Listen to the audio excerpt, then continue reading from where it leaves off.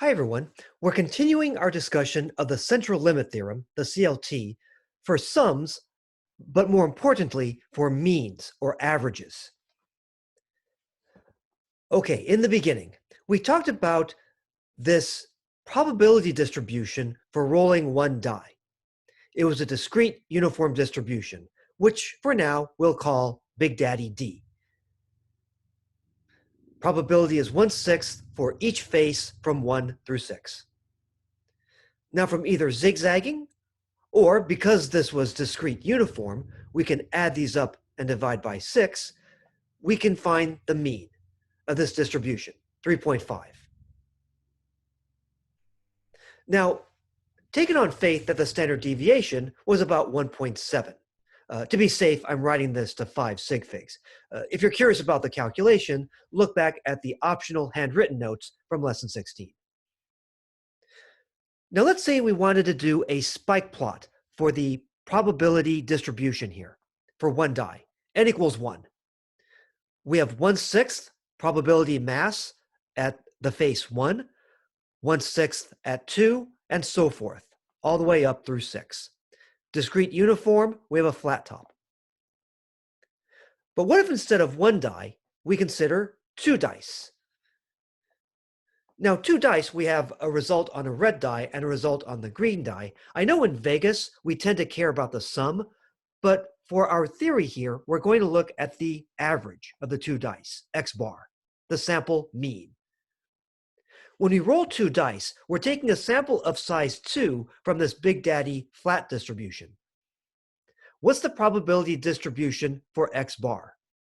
It's also called a sampling distribution in the sense that if we have, say, 1 million students providing 1 million samples of size 2, then when we do a relative frequency histogram or spike plot, it should look something like this. It will be triangular, very close to this triangle.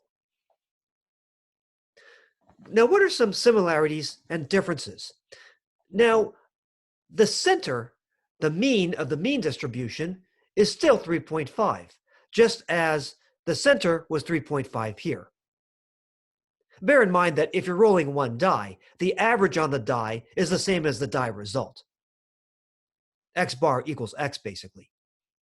But notice that the 3.5 is still the center, whether it's here or here. And in fact, as n increases, the center will always be 3.5. The mean of the X bar distribution will always be 3.5 if you're starting with this Big Daddy distribution.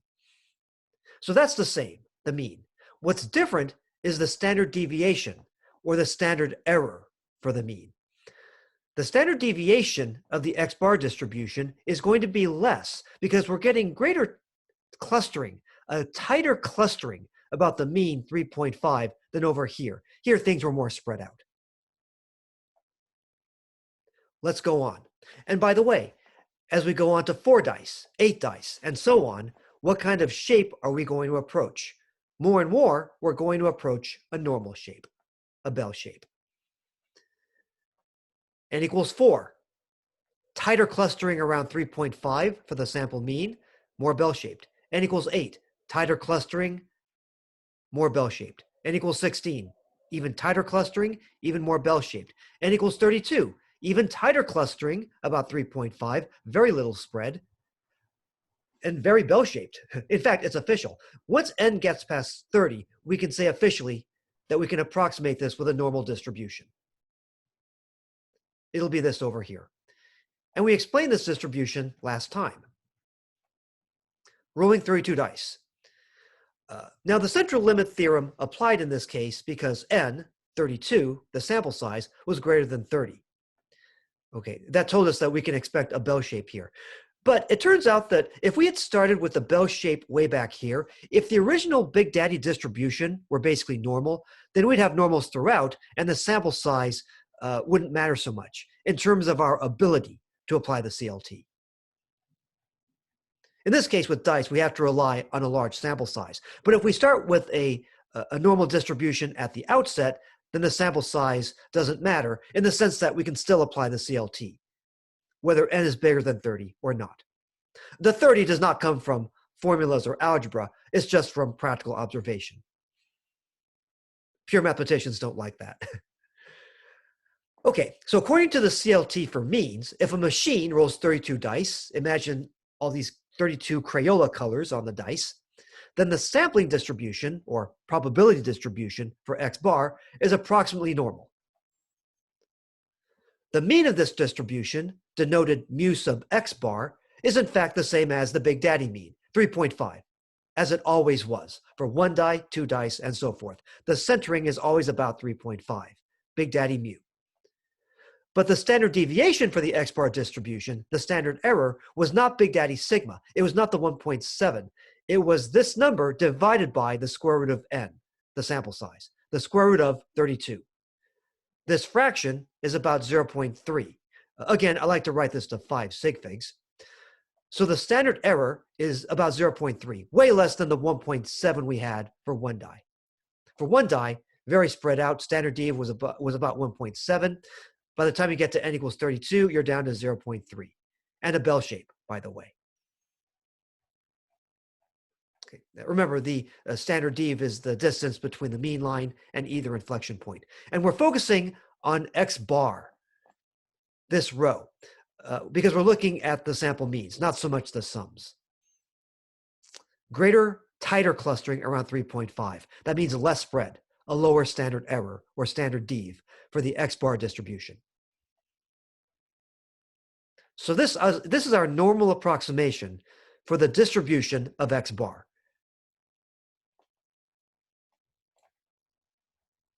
Let's apply these ideas. So first of all, we can talk about the idea of usual values for a sample mean. So let's say that we have a machine that rolls 32 dice, standard dice. And you might be taking bets on what the average will be for these 32 dice. Well, what would we expect? So if the machine rolls 32 dice, what would be typical usual values for the average of those 32 dice? For example, would 1.3 be a usual value? Could 4.9 be a usual value? We know the average values have to be between 1 and 6, but which of those values would be usual? Sort of typical for this machine that rolls 32 dice. Okay, in lesson 9, we talked about the 2 standard dev, the 2 sigma rule for usual values. The idea that the range of usual values will be within 2 standard devs of the mean. That was the idea of the 2 sigma rule. We can now extend this to the 2 SE rule, the 2 standard error rule, where we have 2 times sigma sub X bar, 2 times the standard dev of the X bar distribution for usual values of a sample mean. We're analyzing means, remember. A machine is rolling 32 dice, and we're taking bets on what the mean will be. The 2SE rule for usual values of a sample mean. An appropriate interval of usual or typical values for a sample mean is given by this. The mean minus twice the standard error, comma, mu plus twice the standard error.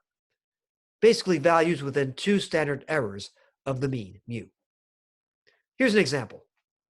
An interval of usual values for a sample mean where we have a machine rolling 32 dice. A machine rolls 32 standard 6-sided dice. What is the interval of usual values of the sample mean on those dice, X bar, based on the 2SE rule? Right now, it's a random variable. The dice have not been rolled yet. I don't know their values yet. But I do have an idea of its distribution. That's from the central limit theorem. Well, the central limit theorem told us that the distribution for X bar, the sample mean, can be approximated by this normal distribution, with mean 3.5 and standard deviation, or standard error, 0.3, roughly. I had it to 5 sig figs before, but let's just say it's 0.3 for now. So based on this approximation for the distribution of X bar, what are the usual values? What can we expect that the machine will roll as an average value? All right. What's mu minus twice the standard error? The mean was 3.5. We subtract twice the standard error, 0.3. We end up with 2.9. So that's on the low end of usual values. What about the higher end? Mu plus twice the standard error, 3.5 plus twice 0.3. that ends up being about 4.1. That's like an upper limit for usual values. So the interval of usual values of the sample mean is given by this interval from 2.9 to 4.1. If we have a machine that rolls 32 dice, then we're pretty sure that the average of those 32 dice will be between 2.9 and 4.1. So you probably wouldn't want to bet on something like 1.3 or 1.4. In fact, you shouldn't bet on any particular number. You'd want to bet on a range or an interval of values. Well, if you can bet on a range this wide, bet on this, 2.9 to 4.1. All right. Now, since X bar has an approximately normal distribution, we can apply the empirical rule, 68, 95, 99.7%. Remember, the empirical rule said that we're going to have about 95% within 2 standard deviations or 2 standard errors of the mean. So we can say that the probability that the sample mean will be between 2.9 and 4.1, that's within 2 standard errors of the mean, that's going to be about 95% or 0.95. So we're pretty sure that when the machine rolls the 32 dice, the average will be between 2.9 and 4.1, because the probability will be about 95% of that happening. It's not likely to be below 2.9 or above 4.1. Of course, 3.5, we would expect values about 3.5. All right.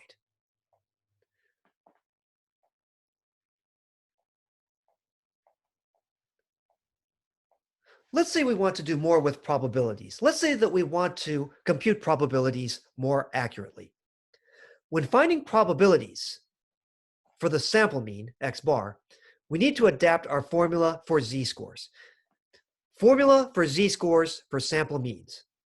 Now, old school, you remember from previous lessons that a z-score is obtained by taking a value of interest, like a boundary value, subtracting off the mean of the corresponding distribution, and then dividing by the standard deviation, or in this case, the standard error. Now here, we're going to plug in values for X bar. We're taking bets regarding the average of the 32 dice. So we're interested in values for X bar. To use this formula to find a z-score, we have to subtract the mean of the X bar distribution and divide by the standard deviation of the X bar distribution. Again, this is known as the standard error, maybe to distinguish it from the standard deviation of the Big Daddy distribution, sigma. All right, the formula is ultimately this, and then we'll round off to 2 decimal places. We take the X bar value of interest.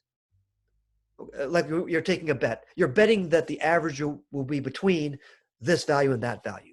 Okay, X bar is like a boundary value of interest. We subtract off the mean of the X bar distribution, but wait, according to the CLT, mu sub X bar is the same as the Big Daddy mean, mu.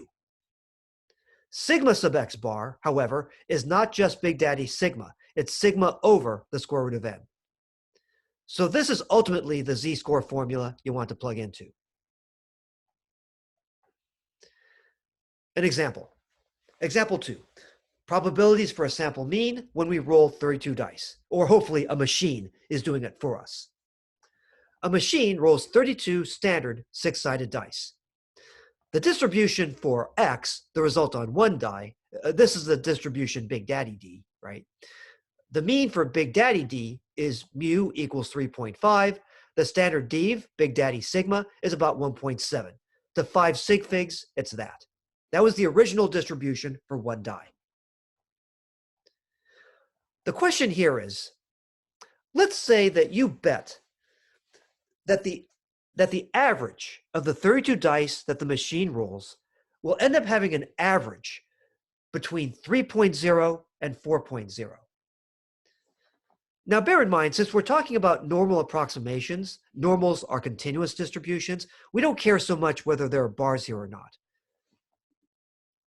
because the probability of getting these boundary values is so close to 0. In fact, it is 0 for continuous distributions, the normal approximation. But let's say you bet that when the machine rolls the 32 dice, the average on the 32 dice will be between 3.0, and 4.0. Find the probability that the average of the 32 dice, X bar is the average, will be between 3.0 and 4.0. We want to find this probability using the normal approximation afforded to us by the CLT for sample means. All right. Now, as we do our work, we're going to need these hints from the Z distribution, and you can find this from software like tutorhomework.com or Excel maybe, but take these hints on faith. These are hints that I got from Excel, let's say. We'll use these later. But we're going to need this information to work out this problem. So how do we start? We're going to start by finding the Z-scores for these boundary values. The 3.0, the 3.0, and the 4.0. I need to find Z-scores for these boundary values. I need to standardize these values so I can use the Z distribution and these hints. That's our first step. Well, actually, the first step may be, oh yes, the CLT applies because the sample size is big enough. N equals 32, the CLT applies. You could say that's really the first step. Okay. But we talked about that before. We talked before that the sampling or probability distribution for X bar, when we roll 32 dice, okay, has approximately a normal distribution with mean 3.5, the same as the Big Daddy mean, mu, and standard error, that's the standard D for the X bar distribution, about 0.3. Sigma over root n, that's about 0.3. We're going to use this normal approximation, it's a normal distribution, and we're going to calculate based on this normal distribution. All right. Find the probability that X bar, the sample mean, is between 3.0 and 4.0, assuming that this is basically the distribution for X bar, this normal.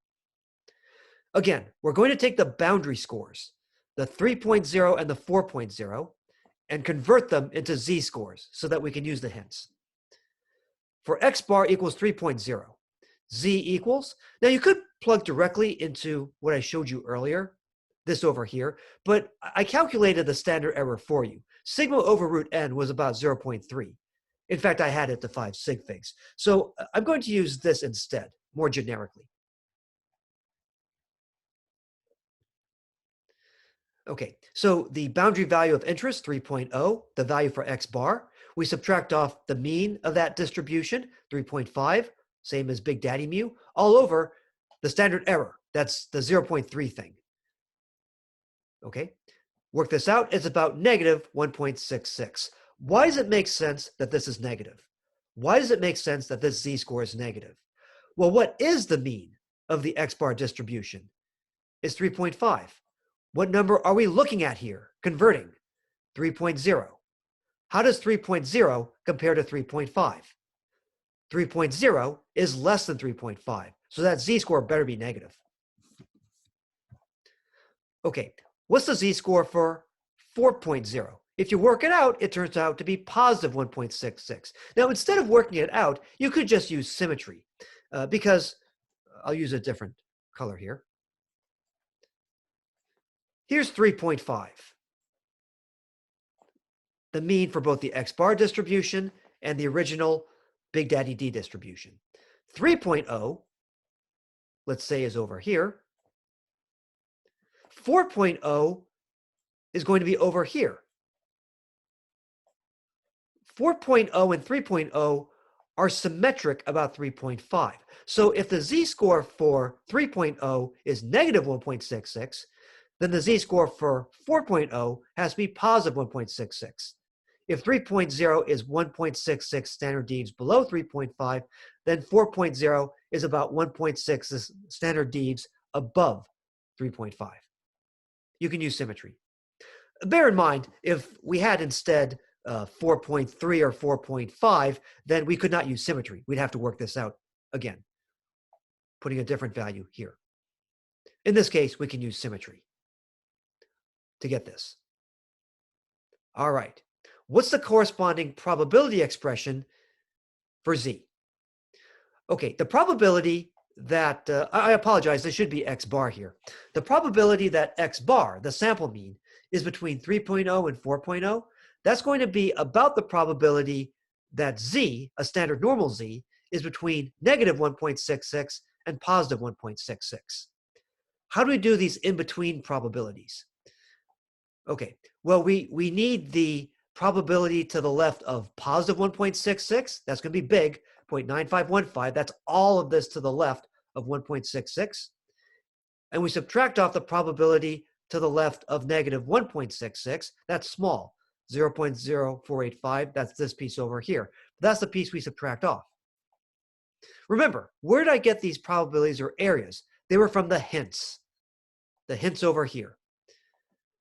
To the left of 1.66, we had a probability or area of about 0.9515. Over here, to the left of negative 1.66, we had a probability or area of about 0.0485. By symmetry, these are complements. Notice that this area here is the same as this area over here. That's by symmetry. Anyway, from these hints, we subtract these two probabilities. Again, 0.9515 to the left of the bigger number over here.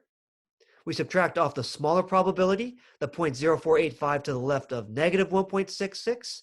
That's this guy over here. We subtract in order, greater minus smaller. Of course, because probabilities are never negative, right? The answer, I'll put this in red. The answer is 0.9030, which means that if you're betting that when the machine rolls the 32 dice, the average will be between 3.0 and 4.0, you're probably going to win that bet.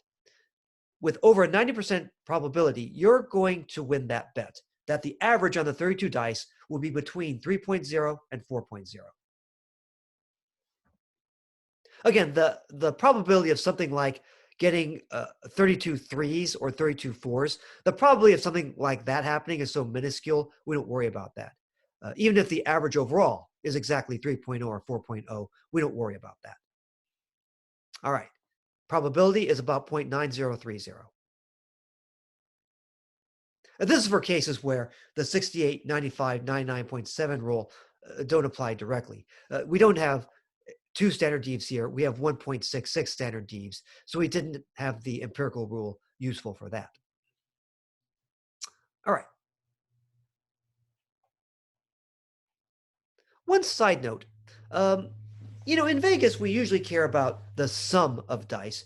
Bear in mind, you won't have to know this for the homework. But let's say that, like Vegas, you're more interested in the sum or total of the dice.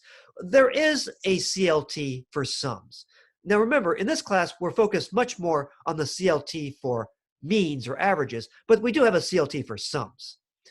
So for example, if the average on the 32 dice is between 3 and 4, then the sum of the 32 dice is between 96 and 128.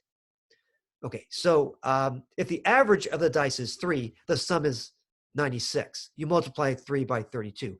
If the average is 4, you multiply by 32. That's 128. Now again, we're saying the probability of getting exactly 96 or 128 is fairly small, so we're not going to worry about the bars so much. In fact, we won't when we do the normal approximations. Okay, again, here for 32 dice, a sum is 32 times the average. The CLT for sums implies that the distribution of the sum will be approximately normal, where the mean is n times mu. So 32 times 3.5 is 112. So that's the sum total that they'll tend to center around. The standard deviation for the sum, is sigma times root n. Basically, it's sigma over root n times n. That's about 9.7. So if you're curious about the sums, the distribution for the sum of 32 dice will be more like that, with these parameters. Again, don't worry about this for the homework. So finally, next time, we're going to look at the statement of the central limit theorem, the CLT for means. We've seen bits and pieces. We've even seen applications to examples. But what is it? What is the statement of the central limit theorem, the CLT for means? That big guy is next time.